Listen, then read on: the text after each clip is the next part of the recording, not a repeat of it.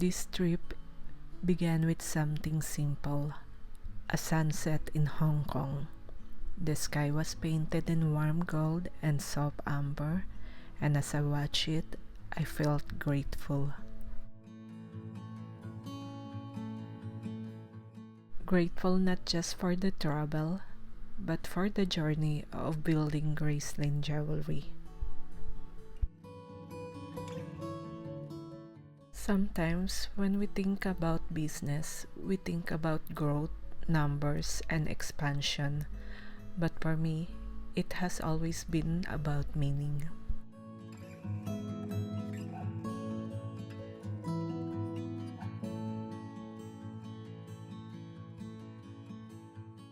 It was Christmas season. The city was glowing with lights, decorations, and quiet joy.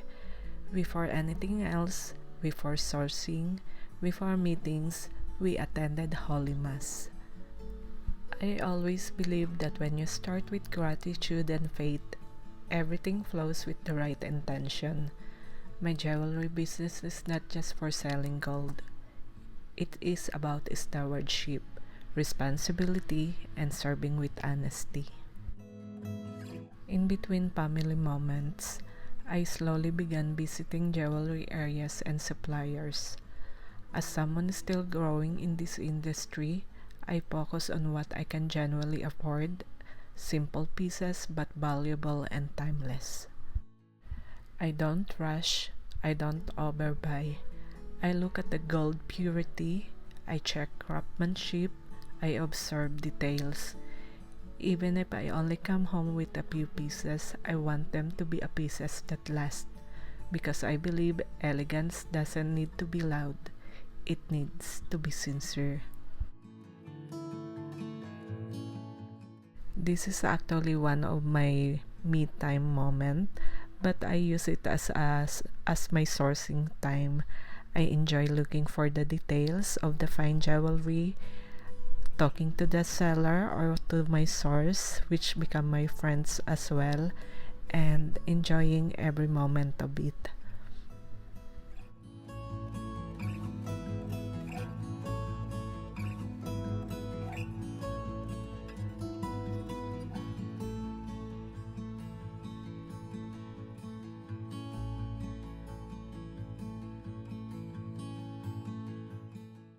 After staying for a few weeks in Hong Kong, balancing sourcing visits and quiet Christmas reflections, we decided to take a short family trip to Shenzhen.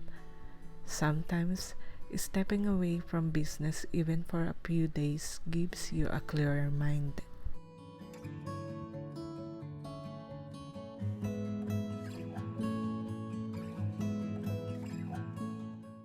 Shenzhen felt modern, vibrant, and full of energy.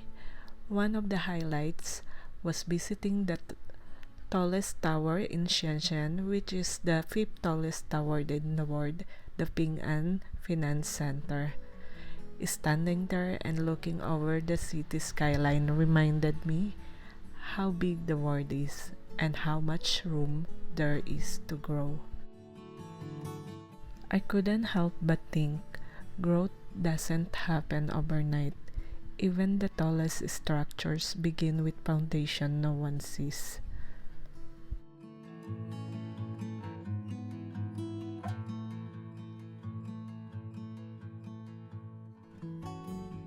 Building business while nurturing family life is not always easy.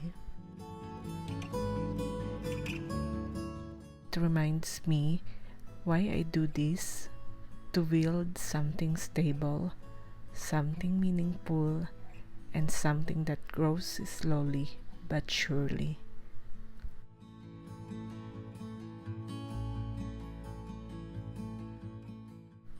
We also visited zoo, walking slowly, observing, laughing together. There's something grounding about watching children get excited over simple things. It reminds you that joy doesn't need to be complicated. That's how I see jewelry too. It doesn't have to be extravagant to be meaningful.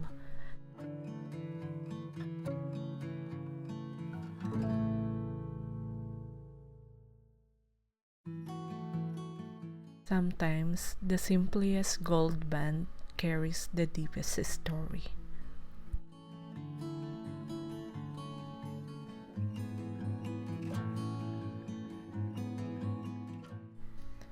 Another unexpected experience was ice skating. It had been a while since we tried something like this, and honestly, it wasn't perfect.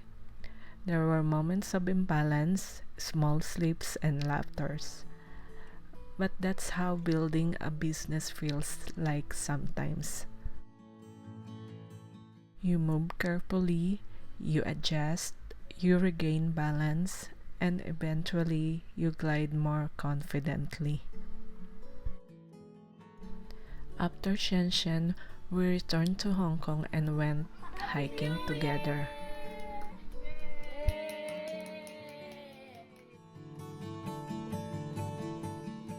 Walking through nature after being surrounded by city lights felt refreshing. During that hike, I reflected deeply. Balancing family and business is not always easy, but it gives purpose to everything I do. For me, I'm not sourcing jewelry just to sell. I'm building something steady, something honorable, something that grows slowly, just like a trail that rises step by step.